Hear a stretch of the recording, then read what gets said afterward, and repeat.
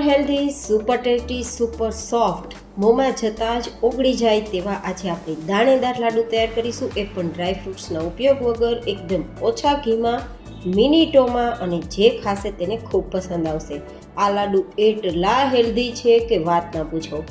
Acidity કે પિત્તમાં પણ આ લાડુ તો ખાઈ જ શકાય. સાંધાના દુખાવા માટે પણ બેસ્ટ છે અને સ્પેશિયલી સમર સ્પેશિયલ લાડુની રેસીપી છે, તો ગરમીઓ માટે પણ બેસ્ટ છે. તો ચલો રેસીપી શરૂ કરીએ. તો જેમના માટે આપણે લેશું 1.5 કપ જેટલો જુવારનો લોટ. અહીંયા જુવારનો લોટ થોડો કરકરો હોય તેવો હોય તો વધારે પ્રમાણમાં ફાયદા થશે.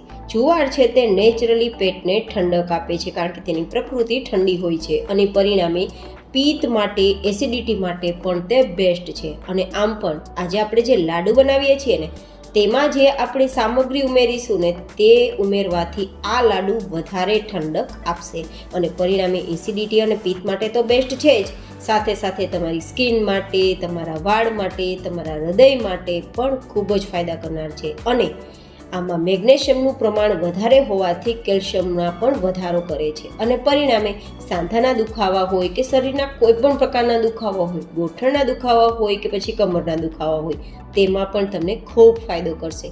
જેટલા વખાણ કરીએ તેટલા જુવારના તો ઓછા પડે, કારણ કે જુવાર છે તે એટલા બધા ફાયદા કરનાર છે કે વાત ના પૂછો. હવે આપણે અહીંયા ઘી તેલના ઉપયોગ વગર પહેલાં થોડી વાર માટે જુવારનો લોટ શેક્યો છે અને પછી 50% જેવો જુવારનો લોટ શેકાઈ જાય ને એટલે અડધા કપ જેટલો આપણે ચણાનો લોટ ઉમેરીશું.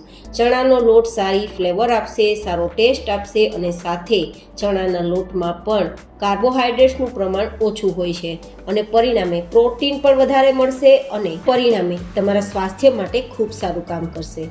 તો હવે આ બંને લોટને આપણે થોડી વાર માટે શેક્યા બાદ 2 ચમચી જેટલું ઘી ઉમેરીશું. મેં અહીંયા ઘી છેલ્લે ઉમેરેલું છે, કારણ કે પહેલાં જ જો ઘી ઉમેરશું ને તો વધારે પ્રમાણમાં ઘીનો ઉપયોગ કરવો પડશે.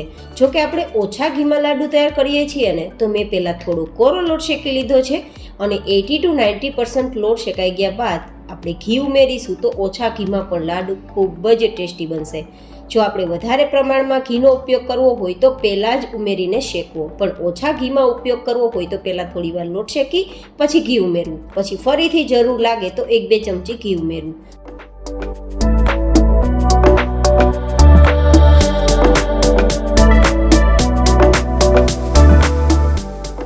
તો મેં અત્યારે જામેલું 4 ચમચી જેટલું ઘી ઉમેર્યું છે. જોકે ઓગળતા તેની ક્વોન્ટિટી થોડી વધારે પણ લાગી શકે છે. જોકે તમારે કેટલું ઉમેરવું તમારી ઉપર રહેશે. માત્ર 1 ચમચી ઘીમાં પણ આ લાડુ તૈયાર કરી શકાય અને 1 કપ જેટલા ઘીમાં લાડુ તૈયાર કરવા હોય તો પણ તમારી ચોઈસ. તો મેં અત્યારે 4 ચમચી જેટલું ઘી ઉમેર્યું. આ રીતે હવે આપણે ચલાવીશું અને લોટ એકદમ સરસ દાણેદાર થવા લાગે. આજે તમને ઘી અને લોટનું મિશ્રણ છે થોડું છૂટું પડવા લાગશે. એકદમ મેલ્ટ નહીં થાય પણ થોડું છૂટું થઈ જશે.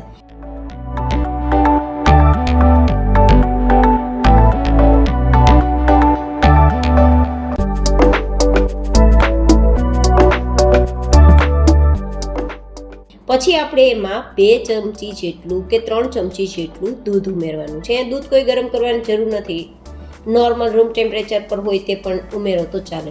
તો આ રીતે મિક્સ કરીશું. દૂધ ઉમેરવાથી શું થશે, દાણો છે ને તે ફૂલી જશે. જુવારનો દાણો થોડો કરકરો હશે ને તો તે ફૂલતા એકદમ દાણેદાર લાડુ તૈયાર કરશે. જો કે તમારે દૂધ ના ઉમેરવું હોય તો પણ લાડુ તૈયાર કરી શકો છો, પણ દૂધ વગર દાણો ફૂલશે નહીં અને પરિણામે લાડુ ખાશો ને તો થોડો કરકરો તમને લાગશે.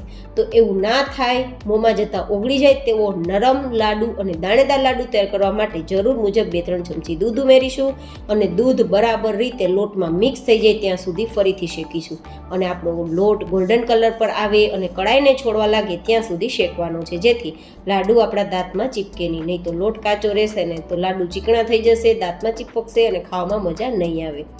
તો હવે આ લોટ શેકાઈ ગયો છે તો તેને નીચે લઈ લેશું અને નીચે લઈ લીધા બાદ અડધા કપ જેટલું ટોપરાનું છીણ ઉમેરીશું. આપણી કડાઈ ગરમ છે, લોટ ગરમ છે, તો ટોપરાનું છીણ ફટાફટ તેમાં શેકાઈ જશે, કારણ કે ટોપરાનું છીણને વધારે સમય સુધી હીટ આપશું ને તો તે બળી જશે ને તેના ગુણધર્મો નાશ પામશે. તો નીચે ઉતાર્યા બાદ જ આ પ્રોસેસ કરવી. હવે આ રીતે ચલાવી દેશું. આપણે જે નારિયેળનું છીણ ઉમેરેલું છે ને તે મગજને એકદમ મજબૂત કરશે, યાદશક્તિ માટે ખૂબ જ બેસ્ટ કામ કરે છે અને તમને જો માઇગ્રેન, માથાના દુખાવા રહેતા હોય તો પણ તમારા માટે બેસ્ટ છે અને એનર્જી લેવલ બૂસ્ટ કરશે. તો ટોપરાનું છીણ ઉમેરવું હોય તો ઉમેરી શકો, વધારે પણ ઉમેરી શકો, આટલું પણ ઉમેરી શકો.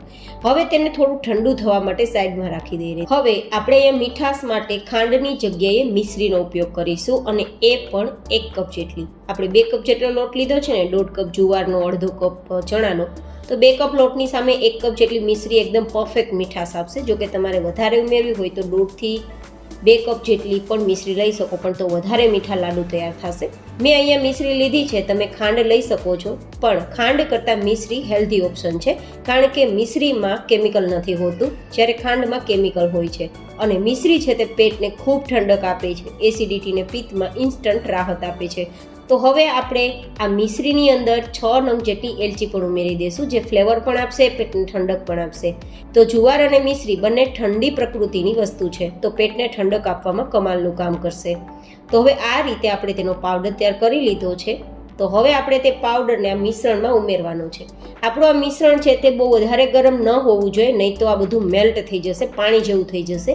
પણ થોડું હલકું ગરમ હોય ત્યારે આપણે મિશ્રીનો પાવડર થોડો થોડો ઉમેરતા જવાનો અને મિક્સ કરતા જવાનો, જેથી એકદમ સરસ લાડુ બંધાઈ પણ જશે અને પાણી જેવું કે લિક્વિડ જેવું પણ નહીં થાય. તો આ પોઈન્ટ્સ તમારે ખાસ ધ્યાનમાં રાખવાનો કે વધારે ગરમ પણ ના હોય અને સાવ ઠંડુ પણ ના હોય. જો સાવ ઠંડુ થઈ જશે તો લાડુ નહીં બંધાય, અને જો લાડુ ના બંધાય અને છૂટું છૂટું રહે તો તમારે શું કરવાનું છે, થોડું દૂધ ઉમેરવાનું અને બધું મિક્સ કરી અને લાડુ તૈયાર કરવાનો.